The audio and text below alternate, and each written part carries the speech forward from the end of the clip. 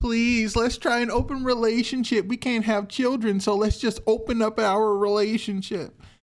No, how about I just divorce you? In fact, I'm going to have you served.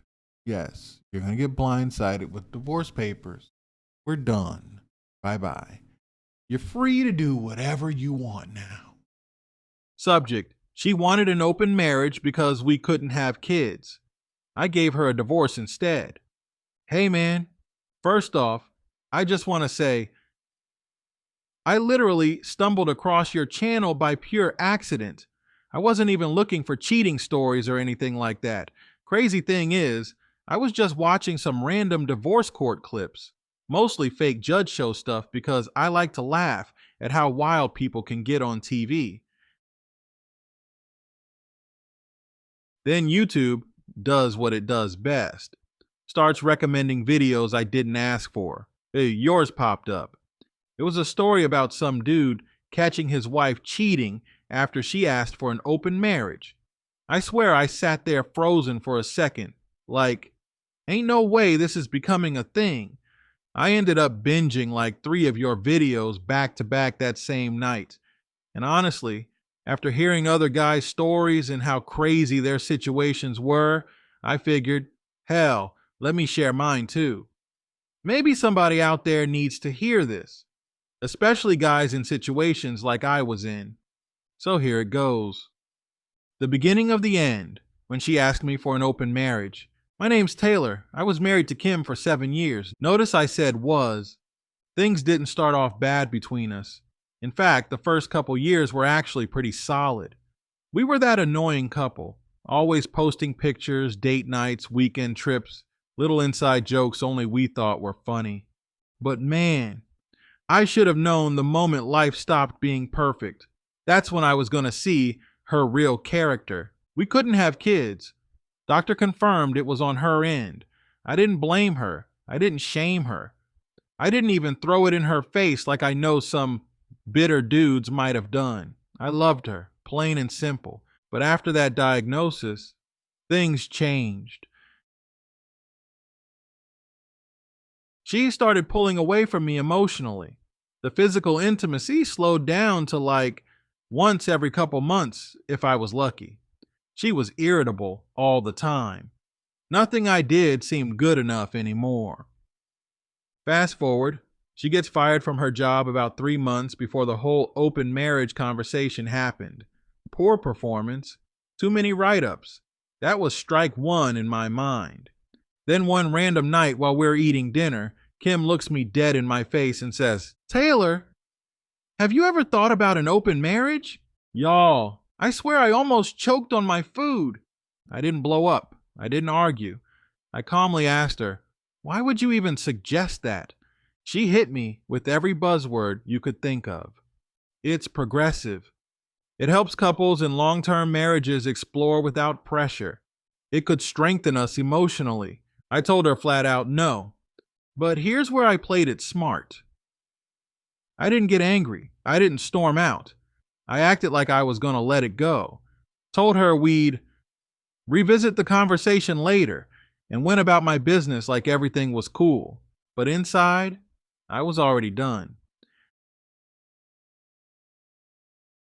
I went to visit my father the next day. Told him everything. Pops is old school, real man's man. He looked at me and said something I'll never forget. "Son, she's laying the groundwork to leave you on her terms, not yours. You better start protecting yourself right now." And that's exactly what I did. The discovery phase. Snooping and planning. My exit. Since Kim didn't have a job anymore, I started paying closer attention to her routine. She claimed she was looking for work online all day. Lie one. One night while she was asleep, I went through her laptop and her phone. I'm not even ashamed. I needed answers. Emails, texts, Google searches. I found everything. She wasn't looking for jobs. She was literally Googling stuff like, how long do you have to be married to get half in a divorce? Best states for alimony. how to stay married for 10 years for financial benefits. Mind you, we'd been married for 7 years at that point. Then I found the real bombshell. Emails and text threads between her and some old coworker of hers from her last job. Dude's name was Marcus. Real classy stuff too, like, I'm only staying with Taylor for a few more years till I can leave comfortably. He's clueless, lol, but I need to make sure I get half. I asked him about an open marriage. Fingers crossed he bites. Then there was the stuff I didn't even want to see. Pictures, flirty messages, plans to meet up while I was at work. Yeah, she'd already been sleeping with this man, all while coming home to me like everything was normal. The confrontation, waking Sleeping Beauty, I didn't even wait, and I woke her up at like 1 a.m., turned on the lights, dropped her phone right on the bed and said, "We're done. I know everything." She played dumb at first. "What are you talking about? I haven't done anything. You're being paranoid." That's when I calmly started reciting her messages word for word, every disgusting little line between her and Marcus. That mask fell off so fast. The crocodile tears came. The begging started. "I'm sorry, Taylor. It didn't mean anything. Please don't leave me." And then, here comes her pitch for the open marriage again. Y'all ready for this? According to Kim, an open marriage was beneficial because we can't have kids anyway, so physical intimacy with others shouldn't threaten our relationship. It would keep us both satisfied without cheating or sneaking around. Most modern couples do it to avoid divorce. It's healthier than bottling up needs. Bro, I couldn't believe the audacity. The setup in meeting with my lawyer and playing it cool. After that night, I went straight into strategy mode. Met with the lawyer, laid out everything. Showed him the emails, the Google searches, the proof she wasn't looking for work. Best part, since she got fired for poor performance, and since she made zero effort to get a new job, her claim for alimony was going to be weak. My lawyer smiled and said, "Taylor, we're going to get you out of this clean." But I wanted to have a little fun first. I pretended like we were, working things out. Made her think I forgave her. Date nights, gifts, small talk. Meanwhile, I was getting my finances in order, moving money to separate accounts, changing passwords, making copies of important documents. Then the day came. The delivery, with divorce papers served. I arranged for the sheriff's department to serve her at our house. We were sitting in the living room watching Netflix when there was a knock at the door. Sheriff walks in. "Kim, last name." She says, "Yes." Boom, papers in hand. "You've been served." I swear, y'all. I sat there grinning like the Joker. Kim completely lost it, screaming, crying, cussing me out. "Taylor, you coward, I thought we were working things out. How could you blindside me like this?" Then it gets even crazier. She turns to the sheriff and says, "Arrest him. He assaulted me." Sheriff paused. "Ma'am, that's a serious accusation. Are you sure?" She hesitated for half a second, then admitted she lied. The sheriff shook his head and left. Honestly, she should have been arrested for that false accusation alone. The divorce hearings, watching her lose everything. In court, her lawyer came out swinging. Tried every trick in the book. Kim is unemployed. She's emotionally devastated. She needs alimony to survive. But my lawyer? Oh, he annihilated them. Pulled out the proof of her search history. The emails. The conversations about staying with me just long enough to take half. Judge didn't like that one bit. I could see it on her face. When it was all said and done, no alimony, no half of anything. She walked away with nothing but her car and some furniture I didn't care about. The look on Kim's face? Priceless. Aftermath, her miserable new life. After the divorce was finalized, Kim tried everything to reel me back in.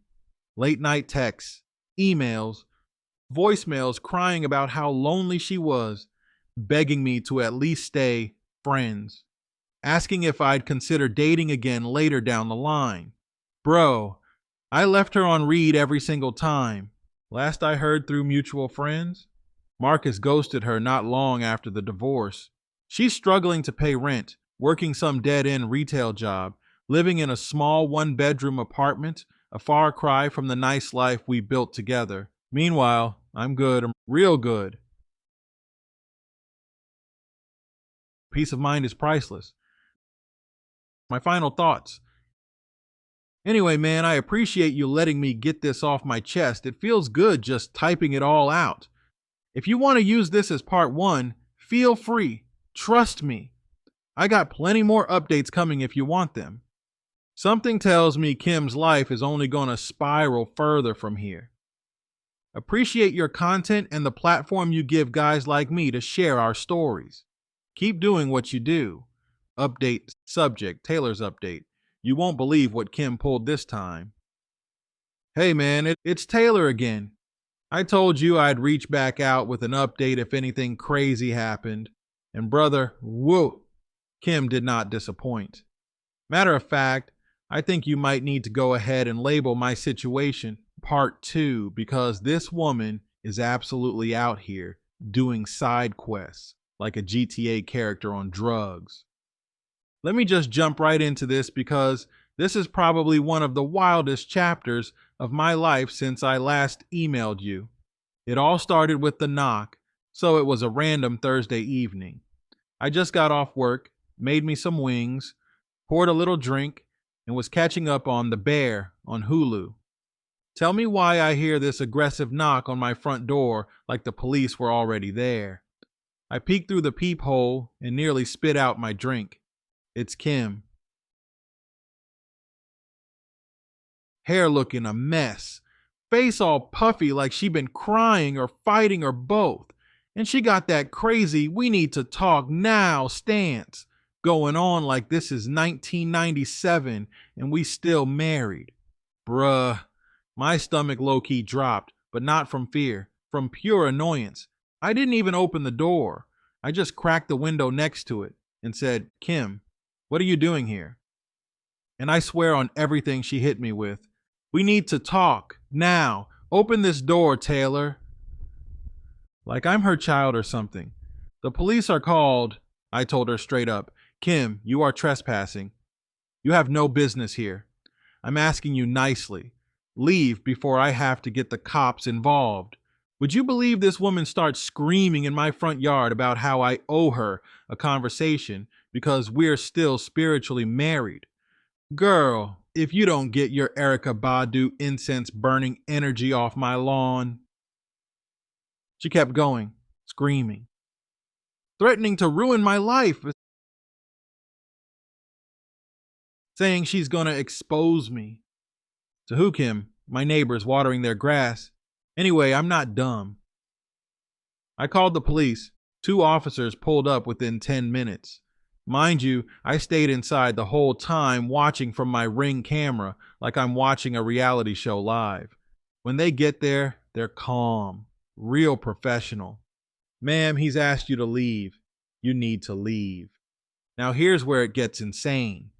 Kim, being the absolute genius that she is, steps up in their faces and goes, "Or what? You gonna arrest me for talking to my husband? My soulmate?" Then she straight up pushed one of the officers' hands away. Big mistake.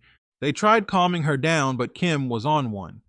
I don't know what she had in her system, alcohol, embarrassment, delusion, but she refused to back down. Next thing I know, boom, cuffed up, right there in my front yard. Neighbors peeking through blinds like it's Sunday service. They charged her with disorderly conduct and resisting. Bro. I stood in my living room with the most disrespectful grin on my face as they walked her to that cop car. Justice tastes good. Kim's rehab era. Couple days later, I find out Kim had to appear in court and they offered her a deal. Mandatory rehab and anger management classes instead of jail time since she had no priors. Let me tell you, this ain't free. Rehab and those courses ain't cheap. Now, this woman who tried to finesse me out of half my stuff is literally burning a hole in her own pocket to fix the mess she made. Karma.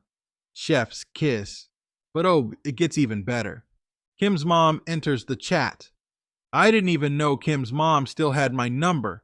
I guess Kim was too embarrassed to call me herself from rehab because guess who decides to call me one afternoon while I'm at the gym? That's right, her mom. Now, before I even tell you what she said, let me paint this picture. This woman has always been delusional. She's the same lady that told me during our wedding that marriage is forever, even if the government says otherwise. Mind you, this lady been divorced twice herself. Anyway, she calls me sounding all fake sweet like, Taylor, I know everything that's going on, and I just think you need to do the right thing. I hit her with a dry, uh-huh. What's that? Tell me why she dead serious goes. You need to help Kim pay for her rehab. By the laws of our faith, she's still your wife. Spiritually, you're still responsible for her well-being. Lady, ma'am, be serious. I took a deep breath, smiled like a villain, and said as calmly as possible, with all due respect, Miss Cynthia, you can respectfully kiss my entire backside. I ended the call. Haven't heard from her since. My life moving forward. Peace is priceless. You know what's wild? Ever since the divorce, I've realized how peaceful life can be when you cut the drama out. No more arguing. No more walking on eggshells. No more side-eyeing my own wife every time her phone buzzed. Man, peace is expensive, but it's so worth it. And I'm loving every minute of it. But let me tell you the best part of all this. The business move. Starting my own digital marketing agency. One of my closest boys, Marcus, been in marketing for years. Real smart dude. We used to always joke about starting something together. After all this Kim drama, I finally felt free enough mentally to chase what I want. We went all in. We're officially building our own digital marketing agency, mostly helping small businesses and content creators with branding, social media ads, SEO, and all that good stuff. We're calling it Next Wave Digital. The goal: help people get seen without breaking the bank. You know how crazy it feels to wake up and actually be excited about work again? No nagging wife in the background. No passive-aggressive attitude. Just grinding, building, and growing something from the ground up with a friend I trust. We already landed 3 small clients, and we're projecting to be fully profitable in 6 months. Kim used to laugh at me for watching business podcasts on YouTube. She thought I was wasting time. Now look at me, building what I used to dream about while she sits in rehab probably making up stories about how I abandoned her. Can't make this stuff up. Final thoughts. So yeah, man, that's the update. I don't know what chapter Kim is on in her life story, but I'm over here writing a whole new book, and it feels good. Better than good. Listen, if you feel like this deserves to be a part 2 for your channel, by all means go crazy with it. The people need to know these stories because I know I'm not the only man who's dealt with a woman like Kim. Appreciate everything you do, brother. And if anything crazier happens, which with Kim is always a possibility, you know I'll be back in your inbox. Stay blessed, stay smart, and most importantly, stay single until you meet someone who actually respects you. Taylor.